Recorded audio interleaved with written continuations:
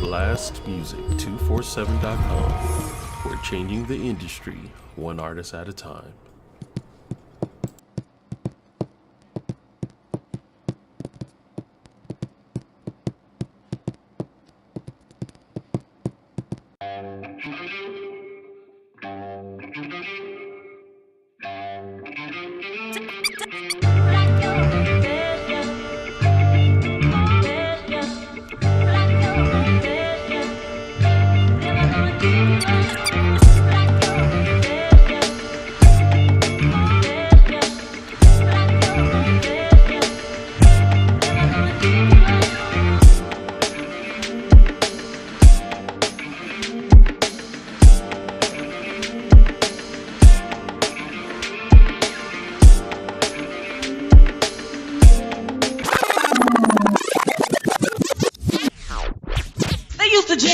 In the center.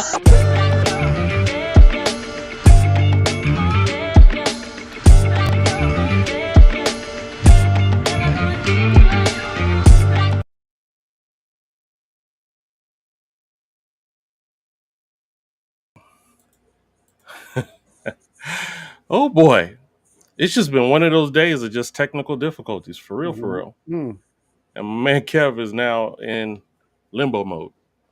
It is what it is. On with the show. Good evening, everybody. Veep in the building. I appreciate you coming in. My man Kevin is there. Trust and believe. When I got D-Ray in the building. You there? Yeah, I'm here. I don't know where Kev is. Oh, he's back. Okay. Let's eliminate. Oh, and Mike. Hold up. Hey, there we go. Uh-oh. One of you got to go. It's the other one. Yeah, you got to go. There we go. Wow. I'm telling you, today has just been tech issues. Okay. Either which way, I got Mike Precise in the building. Welcome, Mike. My man Kev, and we already know D-Ray is here. My brothers, how is your Friday doing, man? Who wants to go first? It's actually pretty good. Yeah. Mike is looking good, man. Yeah. Now I got a delay. What the heck? All I can do is laugh. Oh, geez. This is it. So listen, I'm going to go ahead and give props to my girl Sharita. This is her night for the producer beat. And Mike, where'd you go, bro? Where did Mike just go? Man, you know Anywho. Anywho, tonight, this is Sharita's track. And this was actually something that I picked because, as I said, this is Mike all the way. But it'll be playing until you get back. So let's check this one out right here. All right. Whoops.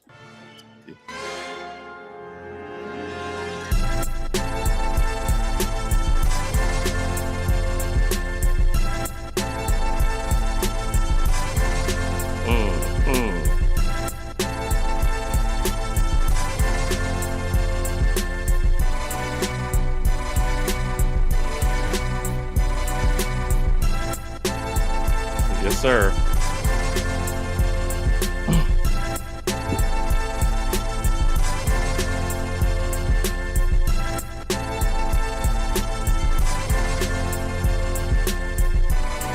All right. Now, Kev, you've known Mike longer than I did. That's Mike, ain't it? Yeah, most deaf. Yes, I can see him getting down to that. I like that. Yeah, that's a whole superhero. Mike, me. Hello, yeah. That's that superhero entrance.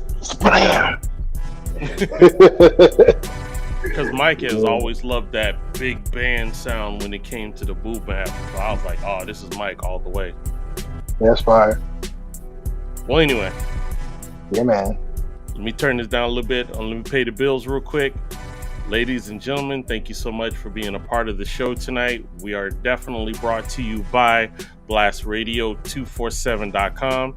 If you are looking for independent music, but not only that, we have some amazing DJs, including my man DJ Sugar Shack in the building.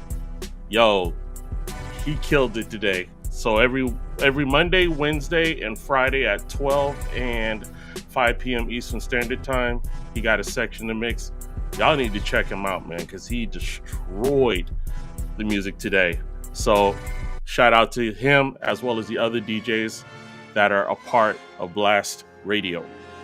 Also, if you're an independent artist, spoken word poet, up-and-coming comedian, right there. Apply right there. There's the QR code and hit that. Blastmusic247.com can get you the exposure that you're looking for. And you know what? It's free 99. So why not take advantage of it? So here we go. Let's see here. Let me turn this down a little bit. Hold up. All right, Mike. Can you hear us, bro? I can hear you. What? I can hear you. Oh my gosh. Okay. Can you hear us okay? Yeah. Okay. All right.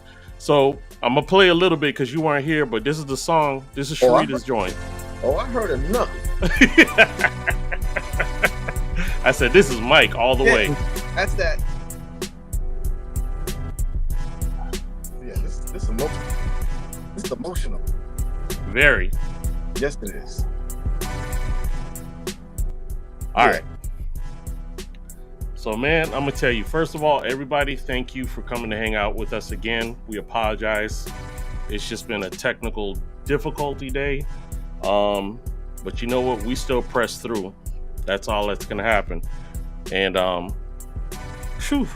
we finally made it to 50 episodes, y'all. So, man, I'm going to tell you, congratulations. Thank you. Like I said, we just put one foot in front of the other and just kept it pushing. And here we are. So hang out with us.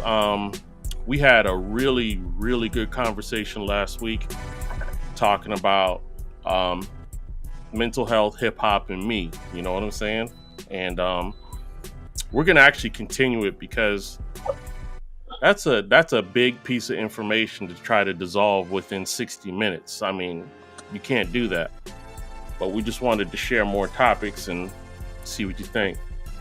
Let's see here. Sharita's song made me want to jump through a window. That music is fire, bro. Make sure you have a parachute. No doubt. Unless you can fly.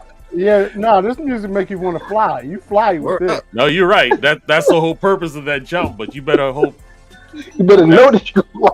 That kicks in, yeah. No Don't doubt. be like the original Superman. I'll be like the greatest American hero on that one, for real. He believed his own hype. Greatest American hero? Who knows what you're talking about? Believe right. it or not, I'm showing my age. You're right, on air. Because this generation will know a Superman, but greatest American hero?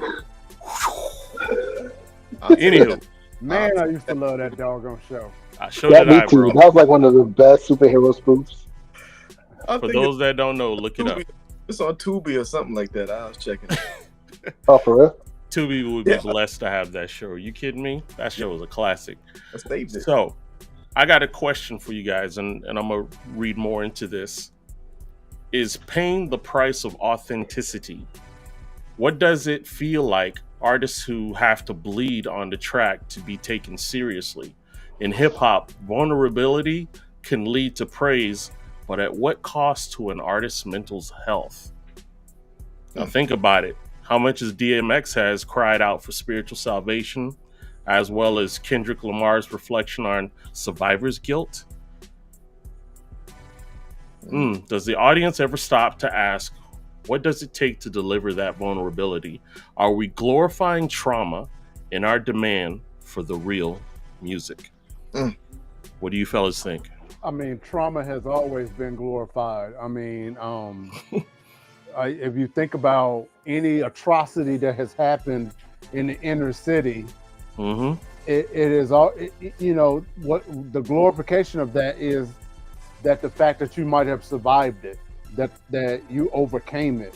You know, that was back in the day. Now, just doing it is glorified. You know, so yeah, that sort of trauma has always been sort of like, oh hey, yeah, look at me. You know. Yeah, and sad to say, some people have figured out how to flip that and turn themselves into heroes. Because I survived getting shot 7 times. Right, and it was okay for me to sell drugs because you know I had to feed my kids. Yeah, you know. Okay. You speeding more than that, homie. You speeding more than that. I don't know. I always felt like that was a cop out, but you know what? If you say stuff like that, you know, you know what? Hip hop was into canceling before canceling was canceling. Facts. Speak on that though, because that's true. Go ahead, Mike. Speak your truth, bro. Well, that was the, you know. I love EPMD, but when EPMD came out with the crossover, that was like a diss to anybody who wasn't doing pop.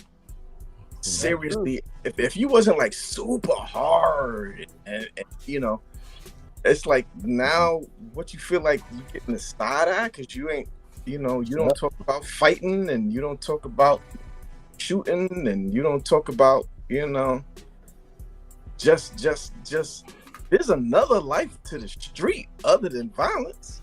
Yeah. Well, it has evolved. So that idea has evolved. Yeah, you had that. You had gas face. Yeah. Oddly enough, you know, native tongues. You had you know, a Tribe Called Quest dissing people. I'm like, are you dissing people? But you know, everybody was so hard against Hammer because of the image of him being pop. Rap is not pop. If you call it that, then stop. Yeah. Stop, you know, and the fact that he had his cartoon, he had all this. It was commercialized, but he was winning, and hip hop was winning because of it. But they didn't have the hindsight. We was young. We didn't have the hindsight to know. I was a part of it, man. You know, it's soft, you know, whatever, you know. But I still love Hammer stuff because I come from an era where dancing was cool, right? Hip hop. Me too. You know, I think the majority of us, and so it sort of transitioned into the Wu-Tang, into the, you know, Das Effects, into the mind Mob Beat, you know, so like where it was all that.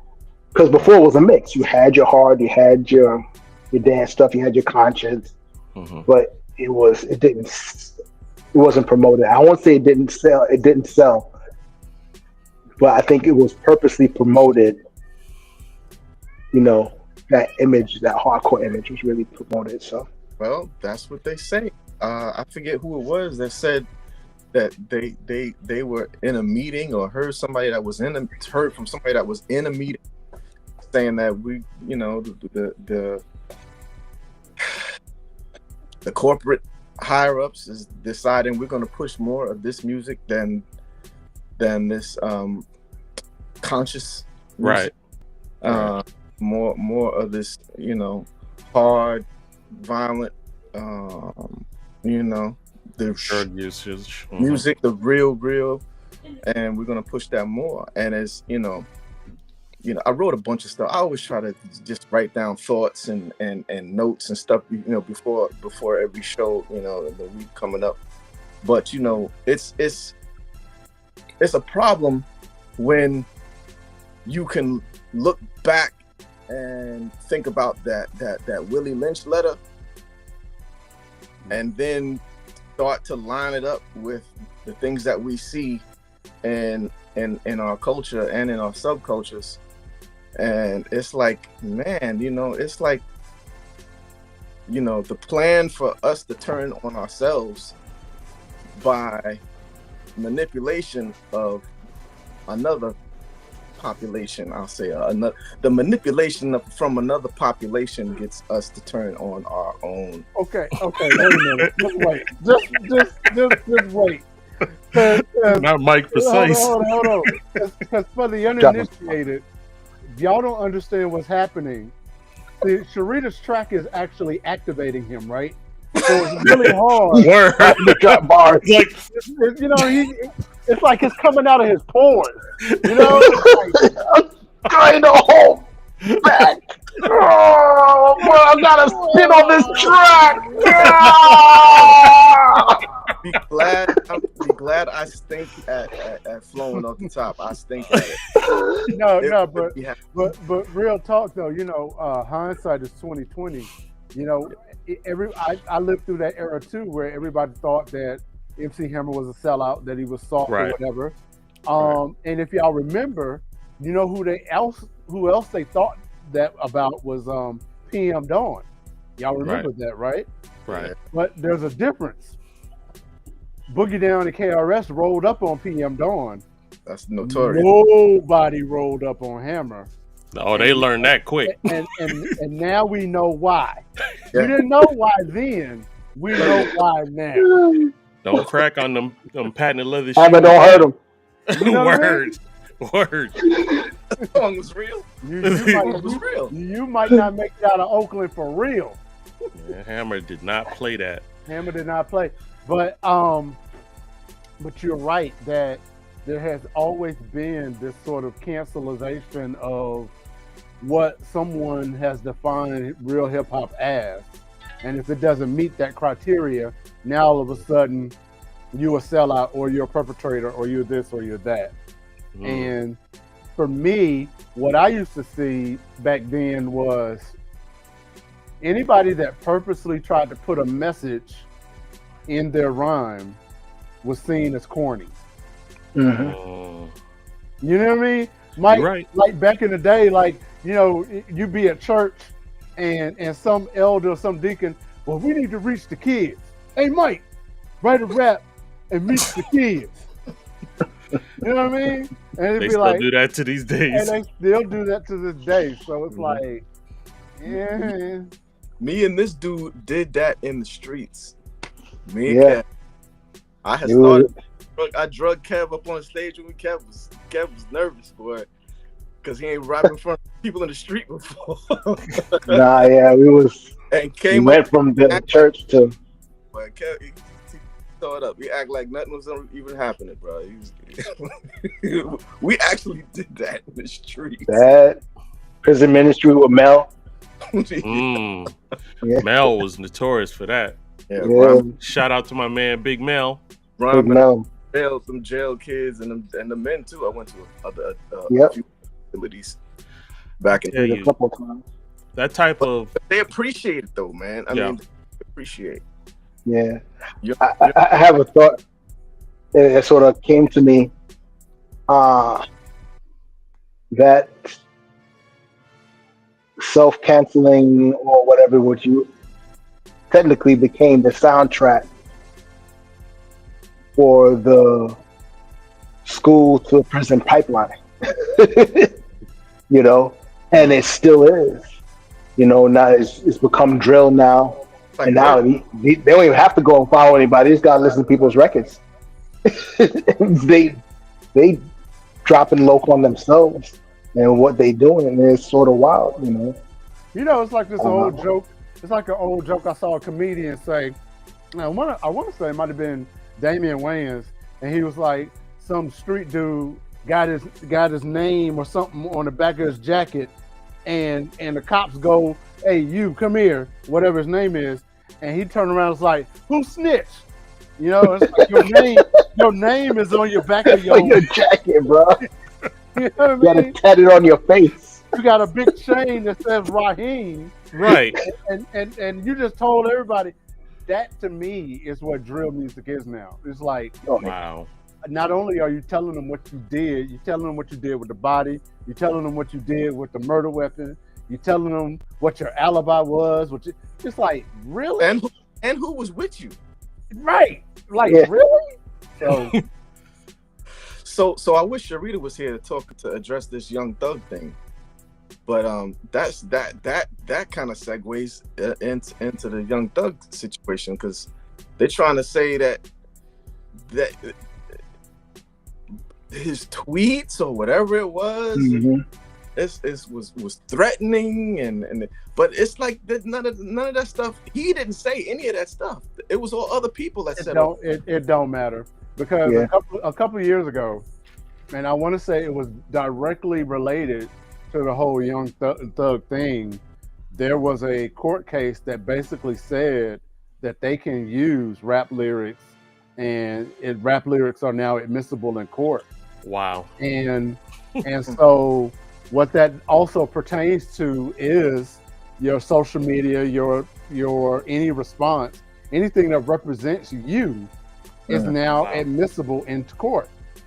You know, and so yeah, if you got somebody on your team that's threatening, and they got their, they got their login to your account, well, guess what? You said it.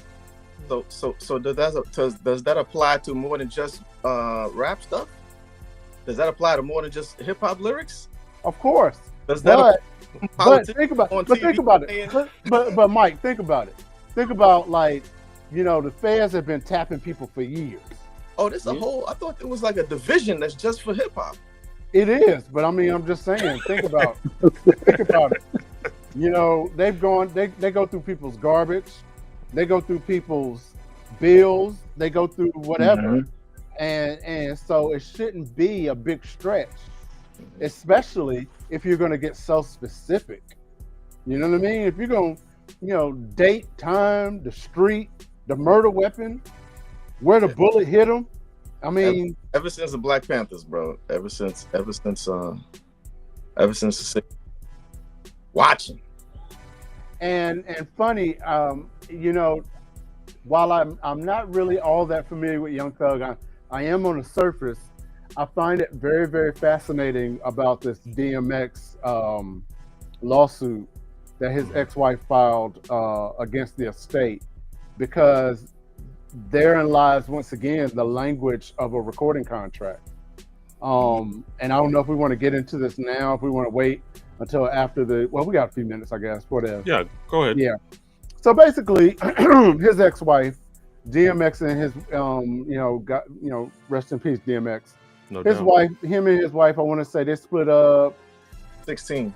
Yeah, 2016 or whatever. And in the divorce decree stated that she would get 50% of everything, right? 50% also included in the language 50% of intellectual property. Wow. Well, here's the thing. DMX was signed in the late 90s, where you still have physical copies. You still have physical CDs. So he wasn't signed to a intellectual property contract. He was assigned to an actual record contract. So the judge has deemed that although the divorce decree said that she was entitled to 50%, intellectual property did not mean 50% of his royalties, 50% of his music masters, and none of that. So she's not going to get that. Wow. That's crazy. But I thought that he said only royalties and not his likenesses and the. That's what I mean, and that's what it is. Like her, like likeness, she can get 50% of that. Yeah, like if they do like a DMX hologram, like they did Tupac a few years back, she would get some of that. But as far as like the catalog, absolutely not. Wow. And keep in mind, DMX's estate right at this very moment is valued somewhere a few 100,000 shy of 18 million. Game changer. Wow. You know what I mean? So Hey, that language is everything. And while they have some administrators of his estate, the estate is basically his kids. that's what they want to try to make sure happens, is that his oldest kids, because everybody's applied to be administrators, even the other extra kids. Hey, well, look, wouldn't you? The ones on the paperwork. Hey, but the ones with, I forget his first wife's name. And here's another question: Did the newer girl he was with, did she get the comment, what you call it? It's basically fake marriage. Like when you live in Commonwealth. Common law. Common Oh, law. common law. Common law. common law marriage. Did she ever get that? I don't know if she ever got that. If she did, that doesn't make her entitled to anything. But I'm thinking she's part of the running the estate. Got a kid because they got that kid together too. Well, as a minor. Well, here's what I did see is that the judge withheld throwing the entire case out because he was like, while you might not get 50% of the catalog, it's a good grounds that he owed you $250,000 in child support. Yeah, she's probably gonna get that. But as far as like anything else dealing with the actual catalog, probably not. Wow, that's deep. It's gonna be broke off good. Well, it's not the good that the kids, because sometimes when people, a spouse or whatever strange comes, they like almost want to take everything and not leave anything for the children. So, right. I mean, I'm not saying that was her motive, but I think it's good that at least. And I had a question: does anybody know if she has any children with him? Yeah, she got one kid with him. Okay, so then that should go to that child then, for a portion of some point. But these other kids, I'm just putting myself in that situation. I've had to go through this probate stuff before, but nobody so it was handled pretty simply. But the first people that are considered the top heirs, because it goes down, they have tiers, right? Is the children. If there's no wife, then they What up, Jason? What up, giving you a hood hero? No doubt. Yeah. So no wife. So then it goes to children, and then that's how they tier. So it should go to his oldest kids as the administrator. Well, as some of us, though, then it's still going to be a problem because other people can just step up and call themselves, I want to be an administrator. Yeah. Well, the thing is, Mike, and this is why it really should be. We should really strive to make sure that there's a such thing as wills, making sure that you have all of that squared away. Because at the end of the day, trust. Death does really weird things to people. It sure does. And a lot of times it brings out the horrible in a lot of people. I didn't mean to turn it all the way there. It goes. It brings out the horrible in people. And so you can sit there and we all know, because we were hip hop fans and the majority of us were DMX fans. Right. We know how DMX felt about his kids. You know what I mean? But at the end of the day, he should have had a will. Yeah. That part. And a full estate plan and the trust. Yeah. Especially when you're in that millionaire, the wills, as I'm in that process right now. Oh boy. Even the will could be bypassed. Yes.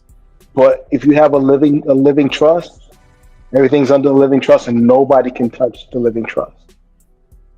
And it bypasses probate, all that. That's another thing really. I'm hearing more. I'm on Instagram quite a bit. A lot of financial educators, in the Black community are talking about the fact that this is what we need. This is the route that we need to go. Yeah. And also the way to build wealth. So. Yeah, but I mean, you think about hip hop as a culture. Hip hop never really thought about the future. No. Hip hop was always about today. The now. Yeah. The now.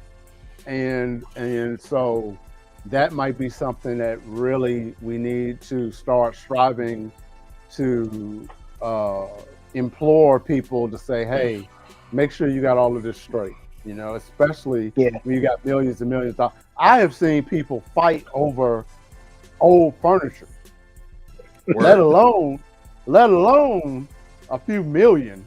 You know what I mean? So it's like, up on people. No, I feel you. So I tell you what, people. Oh, go ahead. Go ahead and finish your point, Mike. Go ahead and finish your point. It's not long. I just thought of a way to get these younger generation to understand in a simple way. Do you want to build all of this money and have it go to your company and not to your people, to the to tax and government and not to your people? Is that what you want to have? If something happens, where do you want this money to go? Because it ain't gonna go to none of your folk. They're gonna fight over it and still get nothing, and it's going to the government and to your now, Mike, I gotta push back. I have actually heard celebrities, both young and old, say, especially ones that look like us, say some junk like this. I ain't leaving my kids nothing. Oh, I heard it. I've heard it too. I ain't leaving my kids nothing. Yeah. I'm gonna give it all the charity. If I pulled it out the mud, they're gonna have to pull it out the mud. And it's ridiculous. I'm like, are you serious? That's why the Black community is struggling, because they're gonna get it. We have a hard time accessing wealth, and then having to restart and reboot every generation is out of hand. And nobody realizes, we're talking about mental health, but if you do things like this and you structure things in the right way, and all of a sudden you look at LeBron and Bronny, and there's a big argument with nepotism this, nepotism that, but meanwhile, the alternate, let's put it in white people for lack of anything else, they've been doing this for years. Yeah, they've been passed down the business, passed down the trust fund babies, all this type of stuff. Now, I'm not saying you need to make a trust fund baby, but you do need to set your family up in a way, being a good steward. No doubt.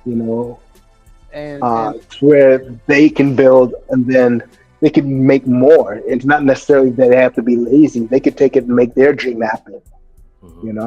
I mean, imagine if your last name is Rockefeller or Duke or Bush or Vanderbilt or Trump, and imagine that's your last name, and they're going to tell you, hey, we're not going to give you this $1 million to start off. We're just going to give all this money away, and you're going to have to start over. Wow, that's ridiculous. No. And we still mad. We have the information. We're just not doing it. We gotta get out of crazy mindsets. Like I made reference to that Willie Lynch thing, man. It's like, why we still doing this stuff, man? All the information is out here. Yeah. Why are we still doing this? I mean, that's just dumb, bro. I mean, I almost got into a real argument with I'm like, are you serious? Not a squabble. Life insurance either, homie? What? I mean, what? Life insurance? At least do 50,000. Let's do something. Nah, man. That ain't me, man. That ain't me. That ain't me, son. That ain't gangster. That part. Yeah. Hey, let me jump in, fellas, because I'm gonna go ahead and play our retro music for the night. Let me pause this for a sec. Sharita got us all hyped up. Good looking out, Sharita. I mean, she got me feeling like Thanos up in here for real. Facts. It's like that whole line, just like, forget it. I'll just do it myself. I just keep hearing it. Just like, okay, I'll do it myself. Hey, this song right here, to this day, like my man Dante says, to this day, it's one of those songs that I just love. I ain't gonna say it, but as soon as you hear the first note, you'll be like, it's one of those. Well, anyway, let's go ahead and check this out. Yo, this is a classic. Better be good. Better be good.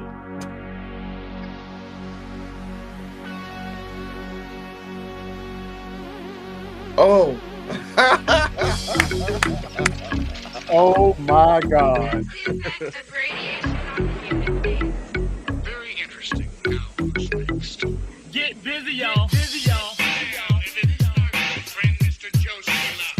You think I tear you away from your radio long enough to show us your science project? Check it out, party people, cause this party is burning. For a new dance, I know you've been yearning. For all you people concerning a brand new dance called the Pee Wee Herman. Just move your hands into the front, and if you can't hear the music, say huh?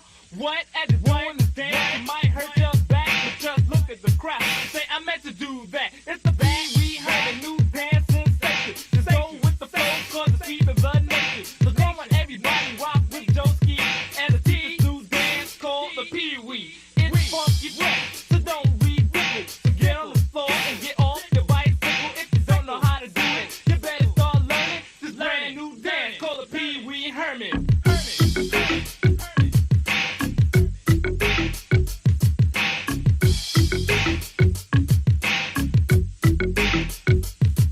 Now, everyone just listen to me at the new dance called the Pee-wee. You jump around, act like a fool. Some think it's kinda dumb, but I think it's cool. And when you start acting foolish, you got it right. So let's do the Pee-wee Herman while I rock the mic. The dance is hot. In other words, it's burning. So let's do the dance called the Pee-wee Herman.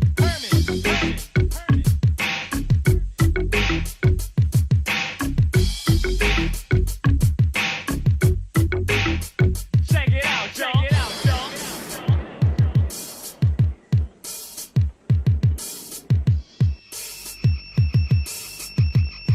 Now kick that beat.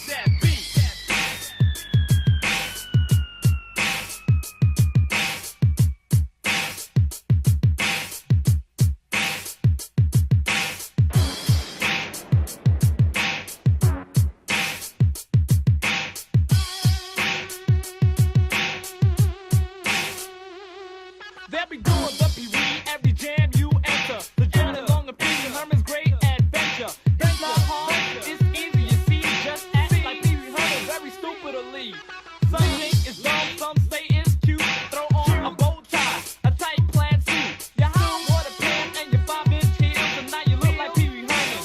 How do you feel? You might have the urge to talk to your food while you're on the dance floor doing Pee-wee's groove. So listen to me and do what you're told, and don't forget to act like you're 5 years old, like Pee-wee Herman. Act like a jerk and get on the dance floor. Let your body work. So y'all work as a DJ, keep the turntables turning, and let's do the dance called the Pee-wee Herman.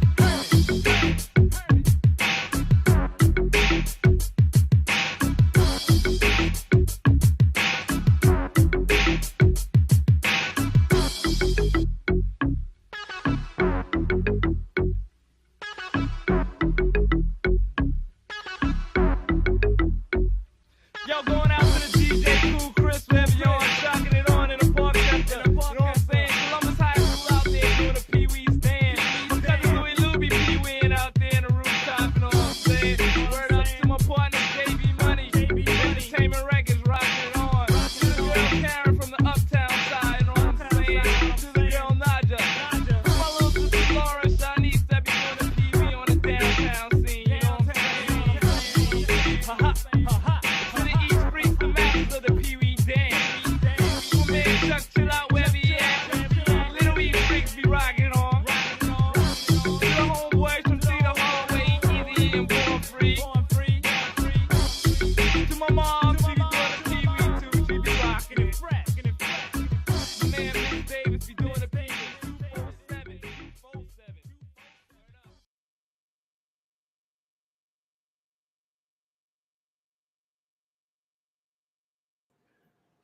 Straight classic.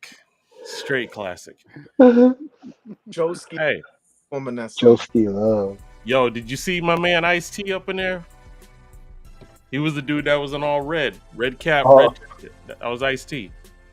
I was like, You're wow. from New York anyway, right? But did you peep the Mr. T cereal? Actually, I missed that. You ain't see the Mr. T cereal box? I'm gonna be honest. That song used to get on my nerves. I'm gonna keep it a buck. I know it's classic, but that song used to get on my nerves for real. Well, Because it was like a mixed mash of messages. It's like, let's be hard, but we're gonna do the Pee-wee Right. Herman. Like, huh? you're right. Like what? But they had their whole dance to it. It wasn't. I don't know. It was. You're right. You're right. It's just like that and the rapping Duke. You The know,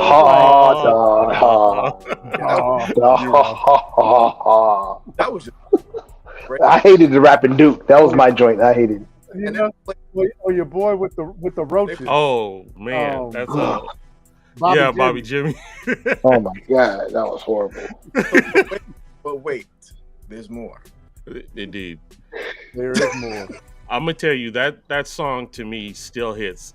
That track is just, it still does it for me, man. 2025. Shout out to Pee Wee Herman, rest in peace. Man. D, do you have that snare? Do you have that somewhere? What? That boom, boom, that big hit right there. That's that snare. Do you have that? Yes. Who, me? Of course. Of Got course. you. That is so. Of That course. is so slam. I mean, and I had That is WAP approved. I had WAP approved. two of those singles. I had two of them, and that something gotta rock back and forth. No, she didn't, Mr. T Cereal. No doubt, Big E. No doubt, my man. 86. Yes, sir. Dang. Yeah. That's gonna be a 40, right? 40-year-old song? That was middle school for me. 30. Yeah. That was middle school for me too. Well, Eighth grade. Yeah, we about the same age. Yeah. Graduated in 11th 90? grade. That was 11th grade. Hold on. Did you graduate in 91. 1990? I should have graduated in 90, but 91. Yeah. Yeah. So that was 8th grade. Yeah. So all right, I'm gonna give up the next cue for the time. Long time. It's been a long time. It shouldn't have left you. So check this out. Therapy or the booth? Where do you go to heal? For many artists, the mic is the first form of therapy, but should we expect the studio to do all the healing? Where does professional help fit in the picture? Okay, so let's start by the booth is not your therapy. There it is, brother. The booth is your amplifier. Is your amplifier. It's basically going to whatever energy that you have is going to amplify it to everybody else. The booth can't be your therapy. Creation can be an outlet, but a lot of times, and it's the unfortunate truth, therapy for some starts with self-medication. Self-medication. Yeah. You know, you ever see a rapper that that got to light up before they get in the booth? If the booth was therapy, they wouldn't have to light up to do that, right? So, you know, we have to start there. What do you think? Go ahead, Mike. Getting it off your chest. People off of me. Okay. Maybe it's not that heavy. Maybe it's not hard or deep as maybe just expressing yourself can help you deal with certain things. But that real deep seated stuff, you know, things that it's like, yo, I don't know why I'm angry. I don't know why I keep doing this. You know, talk about it all you want, but that's not moving the needle, man. It's not getting it done. What you think, Kev? I think it's a good outlet as far as the booth is a good place to start, but maybe not to finish. I think it's good to get your thoughts out, your ideas out, whatever you're dealing with. I agree the fact that it is an outlet. But having somebody, the Bible says, is, you know, there's safety in a multitude of wise counsel. So you can't, if you're not having somebody to give you feedback, and you're your only counselor, and you don't have anybody to sit there except for your fans. Speak on it, bro. To cheer you on in your despair or your negative thinking or negative outlooks on your circumstance. Then where are you? Where's the growth? Where's the transformation? You know, and it depends on what are you looking at therapy for what purpose? You know, some people like, there are people that like to hear themselves. You know, and people that have a statement they're trying to make. I love my boy Yeezy, but if he came to me and in an interview looking regular and said, "Hold on, I'll be right back," and came back looking like the grand wizard of the KKK, I don't know how I'm not going to punch him in the face. And it could be that he was making a statement. It could be some sort of odd statement of we're still slaves or whatever. He is what he is. That part. And when you take your time, a lot of times and listen to the things he's saying, there's some, wow, okay, yeah, okay, I get that. I get this, I get that. But outside of the whole erratic craziness that we're looking at, yeah. But who does he have to bounce this off of? Yo, is it good for you to be rocking the swastika? Starts first, a MAGA hat, a swastika, now a full, and then joking about it with the white lady who designed it.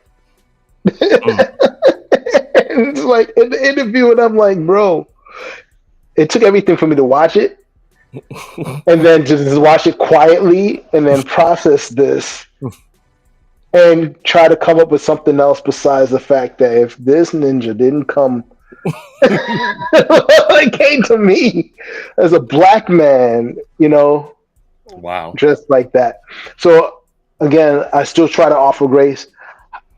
Where is the people that can talk to you, and you get at any level, at any range of wealth or knowledge or genius or whatever, you still need to have feedback, and somebody that you can confide in.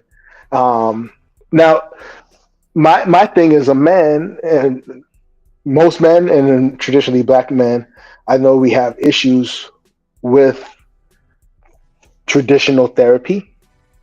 So maybe there's some other outlets of another ways of doing therapy, and then also there's not a lot of men that are therapists, and that's probably a field that we need to start getting the brothers to start looking into, so we can start aiding each other a little bit better. Because a lot of times we might feel subjugated to, like, you feel like you're going to your mom's or something like that.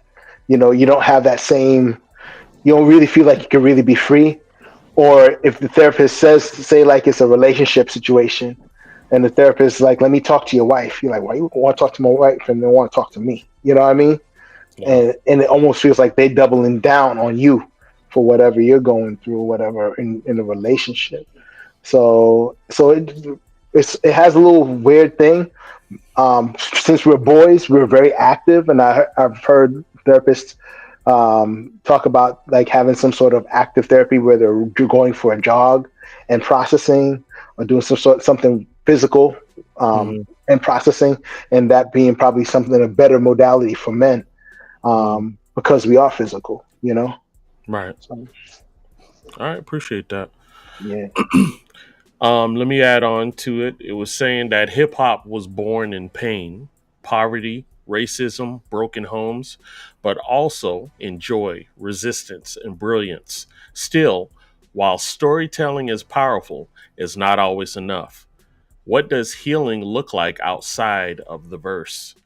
Do we need to stop telling black men, go rap it out, and start telling them to go talk it out? What do you feel? Okay, first and foremost, I got a problem with that definition.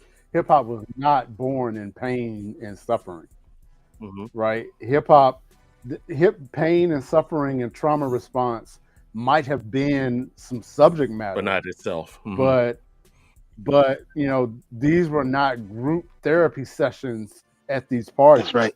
These were parties. You know what I mean? Even if you go back to what started the first hip hop, party.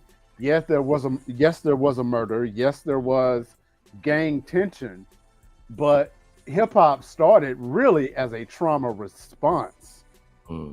If you think about it, it wasn't that it was born in pain or whatever. It was a response to trauma. It was a response to how we are going to turn this negative into a positive. The problem is, now it is the question has become, how do we profit from this negative? How do we turn this negative into a profit, not a positive? And therein lies the problem. But yeah, so I had to just push back on the root part of No that. problem. It's a result of not having something, and we need to make something. We need more than what we got. What can we do with what we do have? And it's just you just keep building on it. It's like I got a little bit of something. It's like, I got a little bit of that and a little bit of this, and let's rock with it. And it just keeps snowballing. And then to this day, it's like what you just said, Demon. It's like now it's a whole nother thing. It's not just some people getting their parents' records and turning them into something else. And now this is really, really a big money maker. And it's completely something else now. But you still have the basic underlying roots of it. And the same type of almost the same, I want to say maybe the same type of people that like we were alluding to, these drill kids. The street is different, but it's still the street. The street kids is different, but it's still the street. It's like this. If you take a kid now and put them back in the 70s, would they have the same way to take their resources and create? I wonder. You know what I'm saying? Maybe it sounds a little bit strange. Hey, ask that question again. Would a kid from today, you take that same kid, the same street kid, like I was saying, street is still pretty much street. But a kid from today, would they be able to have the same type of ability to take the little bit of resource that they have and create with it and really cook with it? I wonder. No, not at all. Because right at this very moment, kids of today, in my opinion, suffer from analysis paralysis. There are too many choices now. There's too many tools now.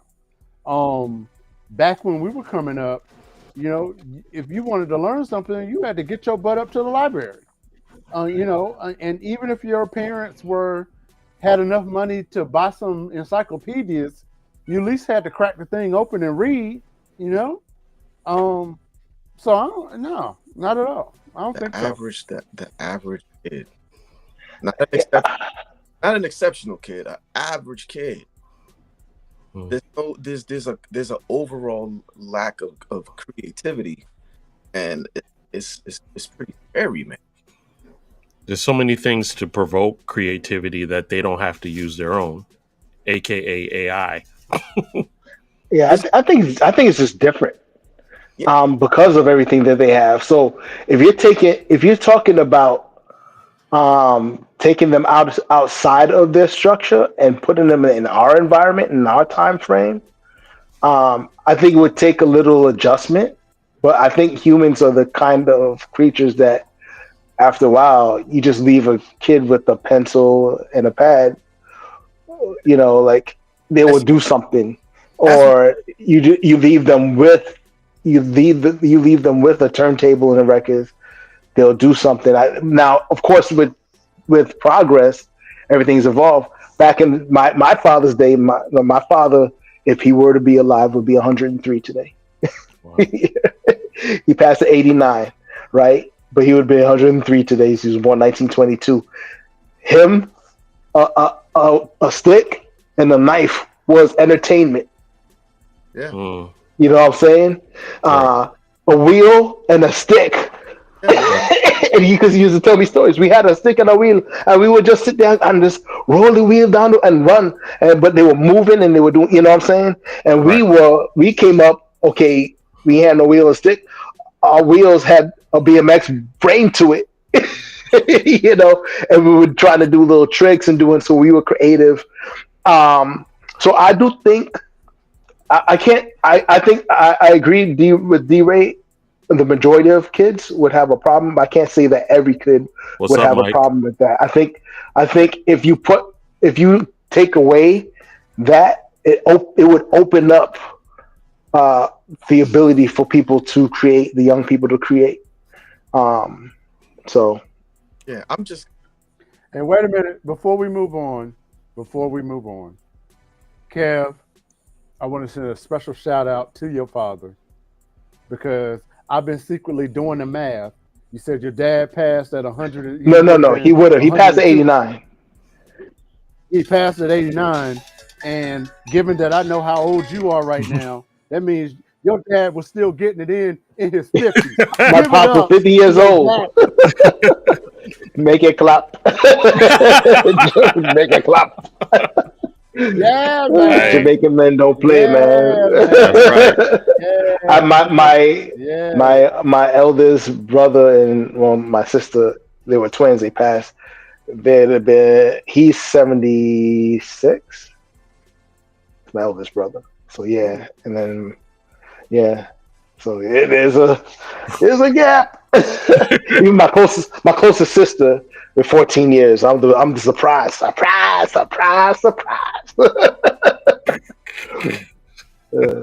So there's always hope, man. that old baby new.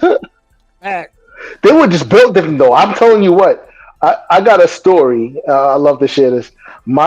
I was like, and Mike sort of seen the process. I went from being real slim to hitting the gym every day, like literally 6 days a week in the gym. I grew, started getting stronger, developing a physique and all this I type of remember. stuff. Y'all remember? Yeah. So I went home. My dad, this is 77 years old. And so I'm like, I could scoop my dad. Hey, look, I already know what this is going. Bro. So, I go to the side in just WWE style, like, say, like he's standing here, and I go to grab him and then pick him up so his feet are like this and his head's like this. Old man threw his legs around my neck and was getting ready to flip me at 77 years old, like a wrestler. I was like, I didn't know he knew anything about that. Like, I didn't. That's the first thing. I thought it was gonna be like, hey, put me down, I was like, oh, all right. And I just slowly put him down because he was going to. And I was like, what you? He just started laughing, like you ain't know about this one. Pull out, Look, pull out an man. old Your reggae record. your Your dad. daddy yard man. Yard man, that's a Yeah, yard man. Yes. look, your dad sounds like my granddad, and my granddad used to do what I used to call the crazy prayer, and he would go out and get in a fight with somebody, and he would say, "Oh Lord, please let me knock this nigga out." And that's how I grew up. And it's like, never mess with With no the jaw of man ass. that is praying to God. Praying to God to give him the strength to give you that one good, The spirit of Samson. no. That is wild. I love that. Here we go. uh, Guani. yeah. That's your daddy. Oh, for real. Bad man. Man. Everybody mine. That's crazy. So fellas, I'll drop. We'll start heading to land with this. We're talking about the Black Men Can Cry, breaking the tough guy script.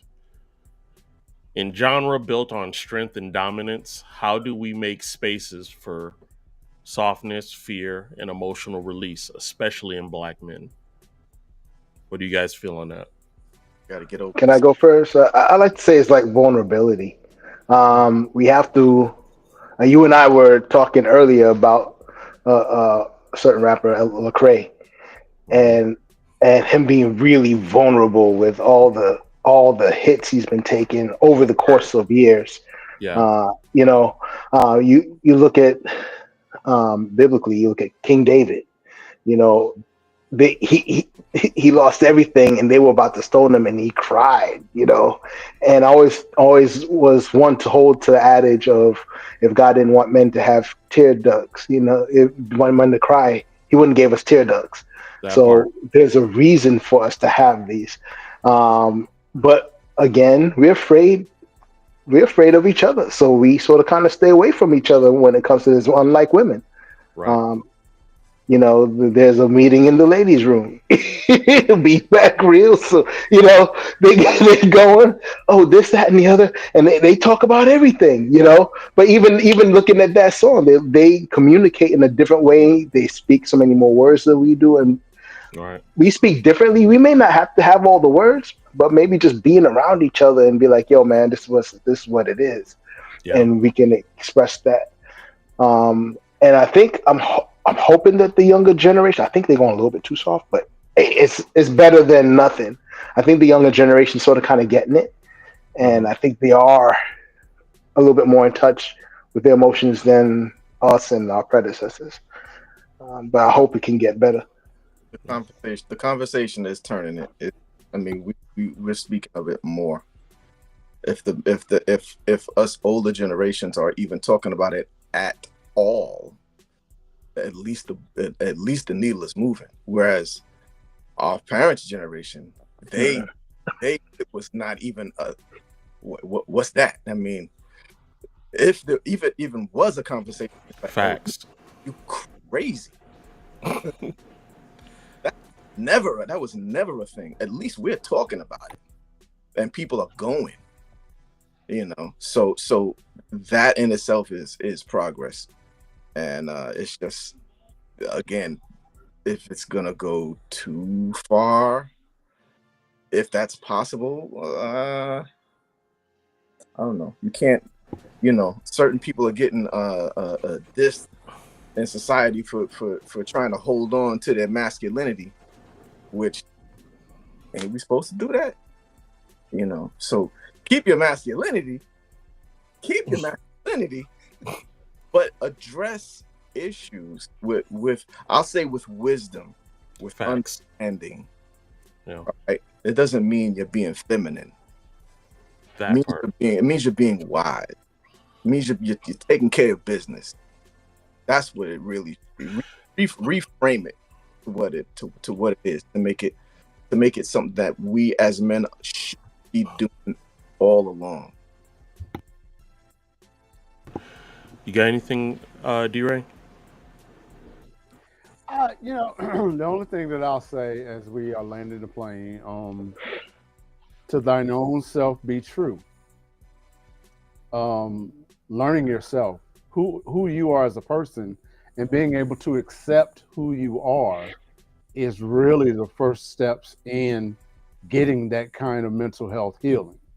A lot of times, one of my favorite lines from a song is "Ain't no future in your frontin'." At the end of the day, you can't run from yourself, because everywhere you go, there you are. So we got to deal with that and deal with who you are as a person, and be okay with accepting yourself. There it is. Period. The longest relationship we have is with ourselves. Facts. That's there's nothing else to say about it. That's a brilliant way to look at it. I don't know if you guys read. That's a stupid thing to say. I like audiobooks, so I'm not talking about like reading like that. But there's an author, Jason Wilson, who is brilliant. And, he wrote a few books, but the last one he just did, The Moment Demands. Strong book. He's a martial artist, and he, I don't know if you guys seen his reels or whatever, but he's one who actually helped the young man deal with issues and allowed him to cry in his dojo. Wow. And break. The ball had to do with the Yeah. And break down, and actually gives you space, talking about tears and going through your emotions and cycling through them and processing them. He gives you a good structure as to how to navigate that in his books. So I recommend that for any young man, an old man, a young man at any age. No doubt. You know, No doubt. Well, yeah. as I descend, the one thing I do want to say is, and this is a phrase I've always heard, our secrets are making us sick. And our parents who didn't share, and we had to navigate on the maybe I don't know. I don't want to do that to my kids. So it's really a perspective on what you're willing to share, and temporary embarrassment for long lasting healing. You know what I'm saying? Just like the dreaded colonoscopy. It's temporary discomfort for protecting your future. So it's like, come on, let's start using our head, ladies and gents. Well, anyway, Analogy. Oh my goodness. I know that was crazy. Only beat within the show with colonoscopy and using your head. Hey, It's a good way of covering your. You know what I mean? I need a nap. It's time to go. he said on that note, we are leaving. I gotta go. So listen, everybody, we appreciate you coming to hang out with us. Let me throw this up real quick. Let me see this. Yes, this is important. Life is tough. We get it. There are some things you cannot process yourself. If ever you feel like you're going to hurt yourself or you're going through something, there it is. Dial 988 and someone can help encourage you, motivate you, and hopefully to help you find some help. We don't always have the answers, but at least someone can at least assist you with finding one for you at that moment, all right? Again, dial 988 if in case you feel like you're pressuring to hurt yourself or you know someone that's going to hurt themselves. Be a brother's keeper, because I'm going to tell you, in the long run, they'll be there for you in your time of need. Trust and believe. All right, everybody, listen, we love you. Thank you for hanging out with us for our 50th, and we're going for another 50. You best believe. Please be safe. Hey, don't miss next week. I am excited. Sharita, thank you for that. Sharita. Shout out to my girl, Sharita. Wow. Hey, you talk.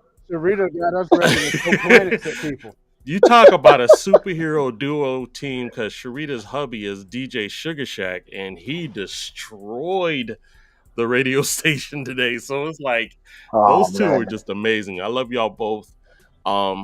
Guys, be safe. We will see y'all next week. And just like Rakim says, it ain't where you're from, it's where you're at. So always keep it at the center. We love y'all.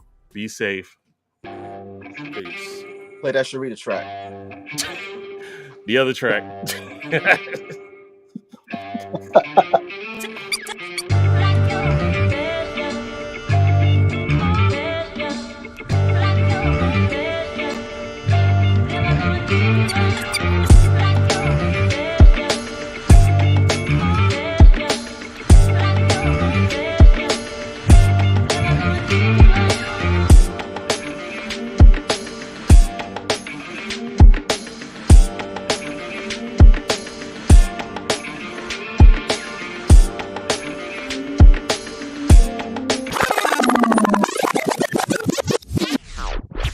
They used to jam in the center.